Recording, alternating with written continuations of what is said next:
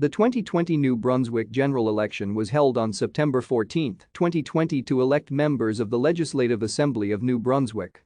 The Progressive Conservative Party of New Brunswick, led by Blaine Higgs, won a majority government. The writs of election were issued by Lieutenant Governor Brenda Murphy on August 17, 2020, after a request was made by Premier Blaine Higgs to dissolve the legislature. The election was scheduled to take place on October 17, 2022, as determined by the fixed date provisions of the Legislative Assembly Act, which requires a general election to be held every 4 years on the third Monday in October. However, Premier Higgs called a snap election after negotiations failed with the other parties that would have avoided an election until the fixed date in 2022 or the end of the COVID-19 pandemic. At 8:55 p.m. the Canadian Broadcasting Corporation declared a progressive conservative majority government.